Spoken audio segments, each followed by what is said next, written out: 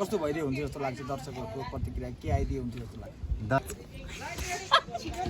एकदमै धेरै दुखेसो थियो कि मुनाको पेट नै निस्केन भनेर होइन हामीलाई त कथाले कहिलेकाहीँ सकसमा पुर्याउँछ हाम्रो सकस हेर्दा यहाँहरूलाई कतिको सकस हुन्छ दर्शक भनेका एउटा कलाकारका भगवानै स्वरूप हुन् र दर्शककै चाहना अनुरूप हामी अगाडि बढ्न चाहन्छौँ।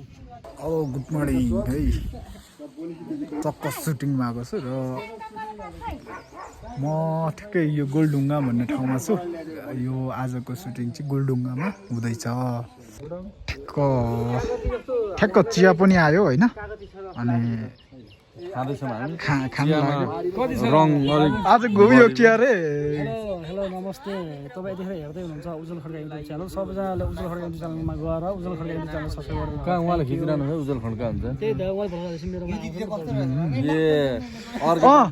यही हो उज्जवल खड्का। अनिस बुढाथोकी लेखेको छ तिमी गर युट्युब च्यानललाई माया गरिदिनु होला, सब्सक्राइब गरिदिनु होला। उज्जवल खड्कालाई नगर्नु होला। तपाईँको पनि थियो होइन च्यानल, कहाँ पुग्यो यार? कति पुग्यो? एकछिन 1000 सब्सक्राइब।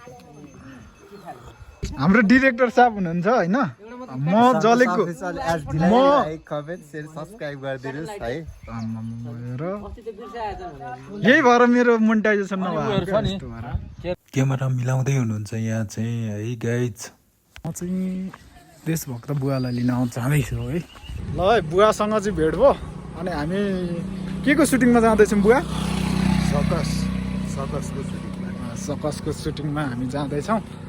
ठ्याक्क आज चाहिँ कहाँ हुँदैछ भन्दा गोलढुङ्गामा हुँदैछ र बुवा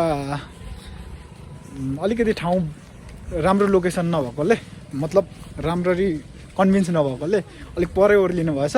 ओर्लिनु पर्ने चाहिँ यहाँ अलिकति अगाडि थियो। यहाँबाट फेरि थोरै 5 मिनट हिँड्नुपर्ने हुन्छ।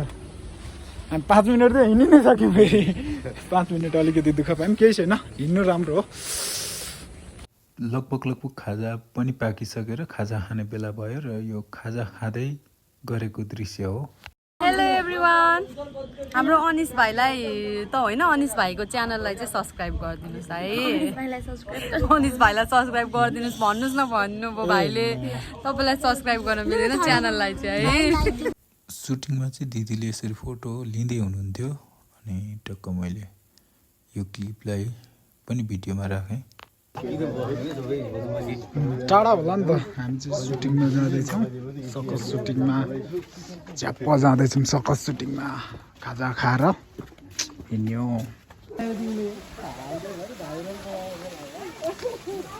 सिन सक्यो अहिले एकछिन, सिन सक्यो एउटा।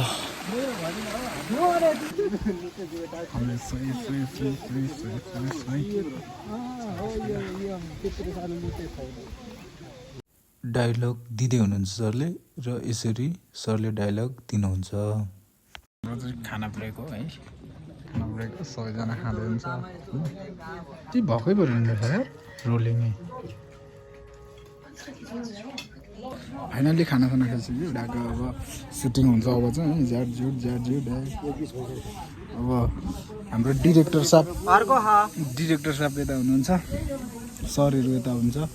मलाई गुन्डा हुँदै कतै देख्नु भएको थियो पर सरलाई देख्नु भएको थियो कमेन्टमा भनिदिनु होला, कमेन्टमा।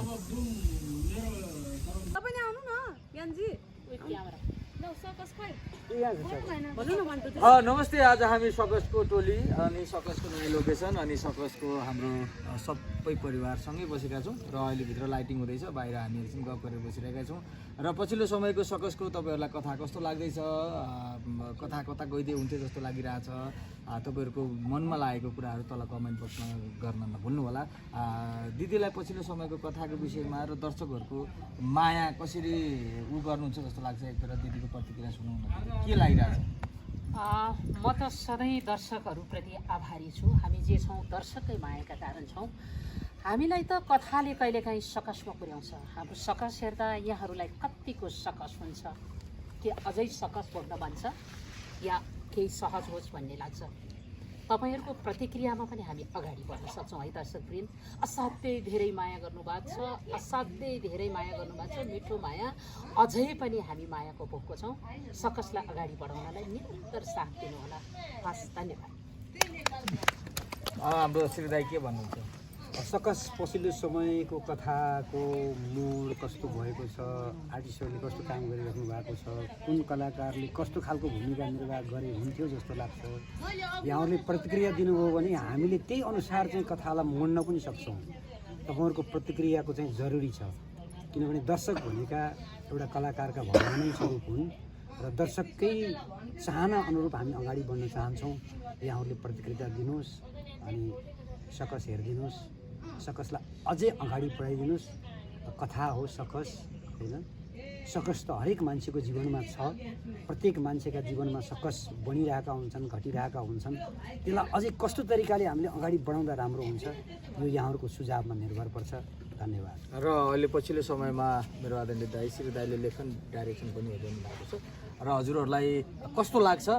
राम्रो लागे पनि राम्रो लेखिदिनु होला, राम्रो लाग्दैन यस्तो यस्तो सुधार्नुपर्छ जस्तो लाग्छ भने तल कमेन्ट बक्समा कमेन्ट गर्न नभुल्दिनु होला।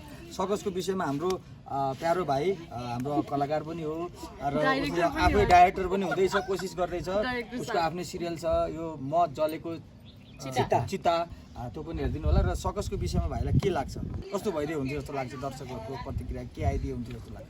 दर्शकको प्रतिक्रिया त अझ बढी हामीलाई बोल्नु बोल्यो हजुर बोल्यो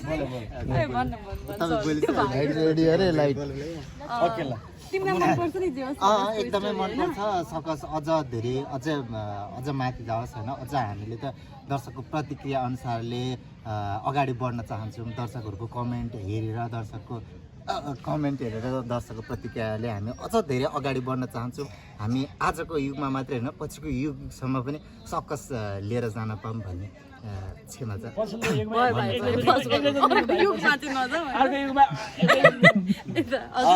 मुनाले के मुनाको भनाइ के? नमस्ते सबैजनालाई। सन्तोष भाइको कुरा एकदमै राम्रो छ होइन, राम्रो लाग्यो र म जलेको चिता पनि हजुरहरूले हेर्नु होला। र अर्को चाहिँ सकसमा सबैजनाको एकदमै धेरै दुखेसो थियो कि मुनाको पेट नै निस्केन भनेर होइन। अब चाहिँ हजुरहरूले छिट्टै मलाई चाहिँ यो अवतारमा देख्न सक्नुहुनेछ। र आज चाहिँ हामी अलिकति नयाँ लोकेसनमा पनि छौँ अनि एकछिन हाम्रो लाइटिङ भएको कारणले गर्दाखेरि हामी सबैजना चाहिँ यहाँ यसरी बसेर गफ गर्ने मौका पनि पायौँ कि जुन चाहिँ हतपत मिल्दैन। सो अनि एउटा भिडियो बनाइहालौँ भनेर हजुरहरूलाई कस्तो लाग्छ, हजुरहरूको प्रत्येक कमेन्टहरू पनि हामीहरूले हेरिरहेको नै हुन्छौँ र त्यही अनुसारको कामलाई अगाडि बढाउने कोसिस पनि गरिरहेको हुन्छौँ। सो हजुरहरूको माया यसरी नै आफ्नो प्रतिक्रिया मार्फत राखिदिनु होला अनि सकसलाई माया गरिदिनु होला, मलाई पनि माया गरिदिनु होला। Thank you. यता हाम्रो किन सरको पालो आउँदैछ, किन सर कालो र रातो भइसक्नु भएको छ, के भन्ने कसो भन्ने किन सर के भन्नुहुन्छ?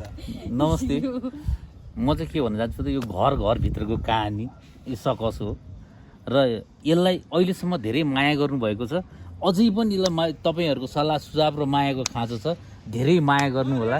हाम्रो आफ्नो च्यानल, हाम्रो मास्टर टिभी लगायत सबैलाई माया गरेर धेरै कमेन्ट अब अरू के भन्छ यो सुझाव सबै दिनु होला है। यो सकसलाई धेरै माया गर्नु होला। म डरलाग्दो मान्छे भए पनि म चाहिँ एकदम हजुरहरूलाई शुभकामना एकदमै। बुवा के भन्नुहुन्छ पछिल्लो समयमा सकसको? सकस म कमेन्ट पनि हेरिरहेको छु, मानिसहरूको कमेन्ट चाहिँ कतिको धेरै राम्रो छ, कसैले त अब दिन म हेर्दिनँसम्म भनेको कमेन्ट पनि छन्। अब ती सबैलाई मध्यनजर राख्दाखेरि के बुझिन्छ भने दर्शकहरूले सकसलाई माया गरेका छन्। त्यो अबदेखि हेर्दिनँ भन्नु पनि त्यो माया नै हो। र चाहिँ कथाले दर्शकले चाहेको कुरो के हो भने जुन हामीले सकसमा चाहिँ परिवारभित्रको सकस, वास्तवमा हाम्रो समाज का कोही मान्छे पनि सकसबाट मुक्त छैनन्। सबैलाई एउटा न एउटा सकस परेकै हुन्छ। त्यो सकसले मानिसलाई दगस पनि दिएकै हुन्छ र त्यही चिजलाई हामीले कथामा रूपान्तरण गरेका छौँ र सबैले मन पराइ पनि दिनुभएको छ, मन नपरेको पनि होइन।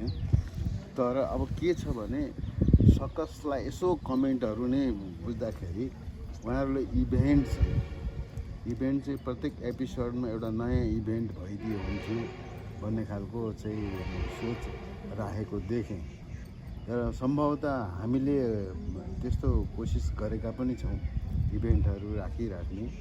त्यो इभेन्ट चाहिँ घटनाहरू जोडिराखेका छन् हामीले समाजमा अझ खोज गर्नुपर्छ, परिवारभित्र अझ खोज गर्नुपर्छ। एउटा गाउँमा बस्ने मानिसहरूको जनजीवन जे छ त्यसलाई हामीले जस्तो छ त्यस्तै देखाउने कोसिस गरेका छौँ र त्यही अनुसार त्यो सामाजिक जनजीवनभित्रको अन्य सकस पनि यसमा समावेश गरेर प्रत्येक एपिसोडमा चाहिँ एउटा चाहिँ घटना घटोस् भन्ने जुन दर्शकको चाहना छ त्यो चाहिँ निर्माता, निर्देशक, लेखकले चाहिँ सुनेर अलि सतर्क भएर अझ गम्भीर भएर लेखिदिनु होला।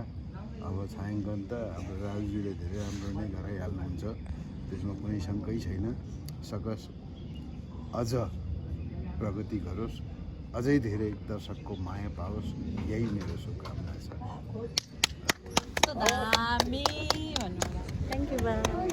तिमीहरू क्यामेरा अब चाहिँ म भन्छु ल, सकस एकदमै राम्रो छ। मलाई धेरै व्यक्तिहरूले सकसको बारेमा भनिराख्नु भएको छ होइन, राम्रो कमेन्टहरू पाएको छु। एउटा एकदमै व्यावहारिक सामाजिक कथामा आधारित भन्नुभएको छ होइन। यो कुरामा म सबैलाई धन्यवाद दिन चाहन्छु। सकसलाई हेरेर माया गर्नु होला होइन, आगामी दिनहरूमा होइन कमेन्ट छोड्दै जानु होला र यो भिडियोलाई पनि लाइक कमेन्ट गर्दै गर्नु होला। सकसमा के कुनै अब भ्लगहरू, सिरियलहरू कसरी चाहिँ खिचिन्छ, कसरी के गरिन्छ होइन, केही क्लिपहरू म पुगेको ठाउँ हुँदै म देखाउने प्रयास गर्नेछु भन्दै अहिलेलाई बाई, धन्यवाद।